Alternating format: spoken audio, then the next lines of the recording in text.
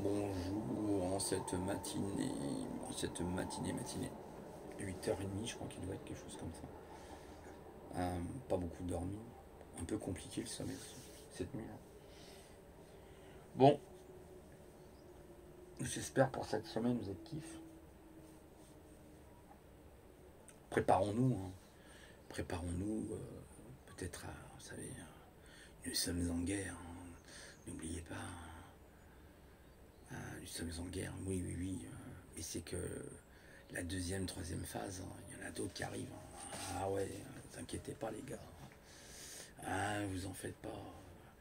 Nous sommes en guerre, n'oubliez jamais. Bon, maintenant ils vont faire quoi? Ils nous couper l'énergie, nous empêcher de bouffer. Vous en avez pas marre, franchement, nous prendre pour des caves en 2 minutes, là, les élites, là. Les élites de Bronquignol, là. Hein, les laminaires, vous savez, ils font tous des études, les laminaires. Vous connaissez les laminaires? Quelle différence qu'il y a d'ailleurs entre un haut potentiel, multipotentiel et un laminaire? Quelle différence qu'il y a? Le laminaire, c'est quelqu'un qui fait des études de A à Z. Il redouble aucune école, au contraire, il a même de l'avance. Et puis il finit ingénieur ou avec un doctorant, vous voyez, ça c'est un laminaire. Puis le multipotentiel, lui, il est capable de faire plein de choses. Voilà, c'est différent. Mais il n'est pas laminaire. Voilà, c'est comme ça. C'est comme je vous avais parlé de mes traits autistiques, hein. Voilà, donc, vous avez la preuve, hein. Moi, je vous ai mis les résultats. Moi, je vous mets les résultats de mes tests, hein. Je pas,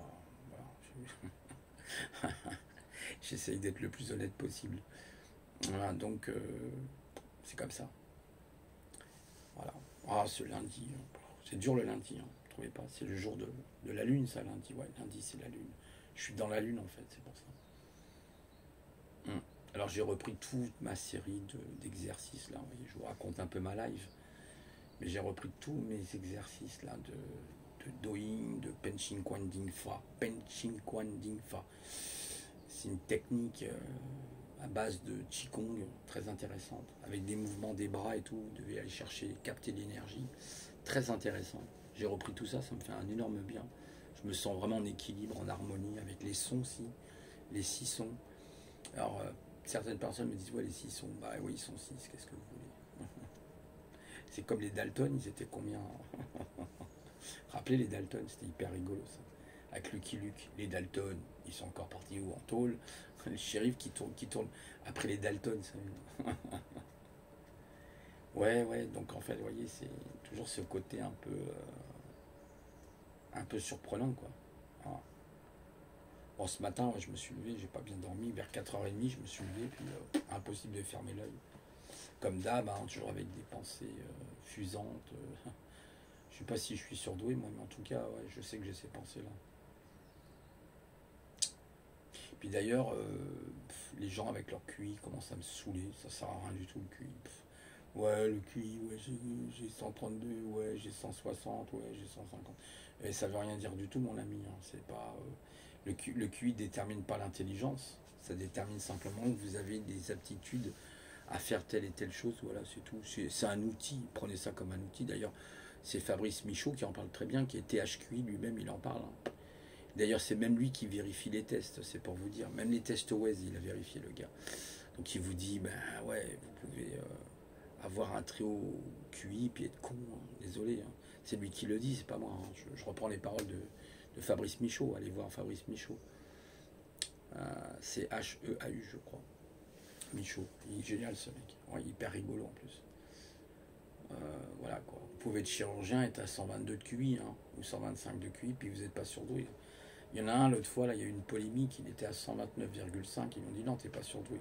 Non, non, il faut être à 130. Mais de qui se foutons là? C'est quoi le délire? C'est n'importe quoi. Vous savez, moi, pour être avec des zèbres, je le sais parce que quasiment tous les mercredis, je suis avec des zèbres et des zébrettes. Donc je sais comment fonctionnent les TDAH. Moi, je vous ai dit, je suis autiste, hein. Enfin, je suis pas autiste, mais j'ai des traits autistiques. Ça, les tests ont été clairs et nets. Donc voilà quoi. C'est même, vous voyez, c'est même encore pire pour moi parce que du coup j'ai une hypersensibilité hyper développée. Mais l'autisme en plus, ça vous donne des facultés que vous n'avez pas quand vous êtes même peut-être, voyez, surdoué. C'est différent. C'est pas tout à fait la même cour d'école. C'est même pas une cour d'école, vous avez la cour d'école, la cour des grands. Enfin, c'est. Voilà, moi des fois, même avec certains, je m'ennuie, quoi. Même des surdoués, je m'ennuie, pour vous dire. Donc, j'en suis là, hein, je vous le dis honnêtement, hein, je suis honnête avec vous, je vous sors ce que je vous sors, quoi, hein, tout simplement. Donc après, bah, pour moi, c'est un handicap, parce que du coup, par exemple, j'ai une capacité à pouvoir scanner les gens. Donc c'est pour ça qu'il y a des gens, je les ai scannés sur YouTube, là. Donc je sais qui ils sont, je les connais, euh, je connais leurs points faibles, leurs points forts et leurs points faibles aussi. Les deux quand même. Ils n'ont pas que du point faible, heureusement. Mais moi, je les ai scannés. Menteurs, menteurs pathologiques, mythos. Voilà, vous en avez beaucoup comme ça. Qui se racontent des histoires à eux-mêmes, qui sont menteurs vis-à-vis des autres. Un menteur pathologique, c'est caractéristique du PN, ça. Hein. Menteur pathologique, moi, les menteurs pathologiques, voilà. Ou menteuse, hein, parce que j'en connais une, c'est une menteuse aussi, une espèce de menteuse pathologique. Voilà, donc voilà, ils mentent, ils savent que mentir, ils savent rien foutre que de copier les autres. Mais ils vous disent, c'est vous qui les copiez, je suis mort de rire. Enfin, mais laissez-moi rire, quoi. Ah, vous avez vu, j'ai fait une zébrure ce matin. Rouge et noir. Le rouge et noir, c'est du Stendhal, ça, le rouge et noir. Voilà, donc. Ou alors, c'est comment elle s'appelle, c'est qui chantait ça, là. Oui. Pas Patricia Cass, je me rappelle plus. Le rouge et noir. Moi, je connais Stendhal, le rouge et noir. Je sais pas si vous l'avez lu. Cette œuvre magistrale de Stendhal. Voilà, donc. En fait, avec Stendhal, Stendhal explique qu'il n'y a pas de demi-teinte. En fait, vous êtes rouge, vous êtes noir. Mais vous n'êtes pas rose, en fait. Par exemple. Ah, bon, bref. Ouais, c'est du blanc, le rose. Hein. C'est pas du noir. C'est rouge et blanc, vraiment, le rose. Ah, c'est ça, je crois. Ouais. Je suis peut-être daltonien en même temps, il faut que je fasse gaffe. Un hyper daltonien. Trop rigolo.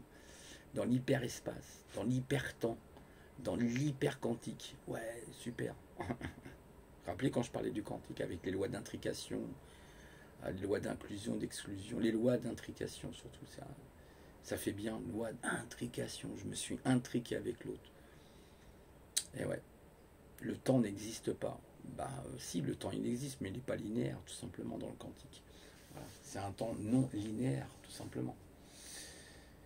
C'est ce que disaient les frères Bogdanov, ils appelaient ça le cône. Le cône, ils appellent ça. Le cône inversé, on appelle ça dans la physique. C'est en fait en physique, vous avez X, Y, Z. Vous avez les trois dimensions en fait.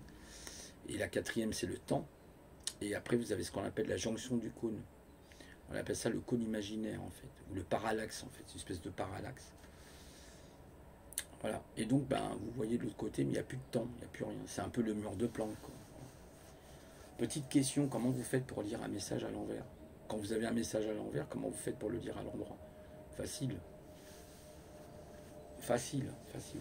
Allez, je vous laisse 30 secondes. Vous me donnez la réponse hein, en dessous. Voilà, c'est tout. C'est de la logique. Bon, bref, je ne vais pas rentrer trop dans la logique parce que on va encore me dire que je ponds du code. Ah oui, je suis no life. Oui, c'est vrai. Ah oui, merde, j'avais oublié, les devs c'était des no life. Ah ouais, merde, putain, c'est con. Les devs c'est des no life. Moi, je connais des gens, ils sont pas devs, mais ils sont carrément no life. Hein. Ah oui, ils sont carrément no life. Ouais. C'est pas de parasit no life. Hein. C'est clair et net. Hein. Bref, c'est très rigolo la vie. Hein. Genre... Bon, bah préparez-vous parce que je crois que c'est dans les Yvelines. Hein. Ça va servir de tremplin pour le RSI, le RSA. Hein. Ah, préparez-vous parce que là, ils préparent là, une petite zone là, pour après généraliser ça à la France. Bah, après, ceux qui veulent le RSA ou ceux qui y sont, bah, ils auraient peut-être une petite formation à faire hein, pour faire un boulot. Bah oui, j'ai pas une bonne nouvelle pour vous. Hein. Macron, il va pas vous rater, en tout cas, je peux vous le dire. Il va pas nous rater, il va tous nous entuber comme il faut. Voilà. Bah c'est ça, hein, psycho, c'est ce que les que je vous dise. Voilà. Quand on a un VRP à la tête de la France, hein, c'est ça, hein, faut pas vous étonner. Vous avez remarqué un truc, les amis, j'ai remarqué un truc, vous savez, Internet par exemple, ça a été pourri par tous ces commerciaux de merde là. Tous ceux qui font des études de commerce, ils les tous vous faire foutre là, tous des merdes. Eux, ceux-là, ils foutent la merde partout, hein, avec le pognon, le fric d'anou là. Hein, dès qu'il y a des histoires de pognon, c'est la merde. Les commerciaux là, c'est la merde. C'est vraiment des fouteurs de merde, ça. Ce que j'appelle les escargots du cerveau, cela. C'est vraiment, putain, c'est un truc de ouf, ça. Bon, voilà quoi. Moi, j'ai horreur de ce truc-là. Voilà, c'est vraiment un truc. Bon, s'il faut faire du commerce, j'en ferai évidemment, hein, pour survivre. Mais vous voyez, dans ce monde de barge, hein, de monde hyper matérialiste et tout, quoi. Voilà. Qu'il n'y a pas d'équilibre. En fait, il n'y a pas d'équilibre. Entre les yin-yang, il n'y a pas d'équilibre. Soit ils sont hyper cosmologiques, noosphériques, hein, branchés dans l'hyperespace, ou alors ils sont carrément dans l'hypermatière. Vous savez, vous avez un phénomène dans la matière, je ne sais pas si vous avez entendu parler de la superdensité. En fait, vous avez des étoiles, je crois que c'est surtout les étoiles, on trouve ça, ou les planètes. Ouais, peut-être les planètes aussi, du coup, ça dépend. Non, je crois que c'est plutôt les étoiles, les espèces d'étoiles à neutrons. Vous savez ce qu'on appelle la superdensité. C'est quoi la superdensité? En fait, si par exemple vous prenez sur Terre l'équivalent d'une cuillère, on va dire, à café, bah, une cuillère à café sur Terre, elle fait que quelques grammes, elle fait peut-être 2, 3, 4 grammes grand maximum, quoi. À peu près, peut-être un peu plus, peut-être 20, j'en sais rien, 10 par exemple. Je crois que c'est 10 ou 15 grammes une cuillère à café. Il faudrait vérifier sur Google. Bref, non, je déconne. Par contre, vous prenez la même cuillère sur une exoplanète ou plutôt une étoile à neutrons, ben, là, elle va faire plusieurs tonnes, même des centaines de milliers de tonnes.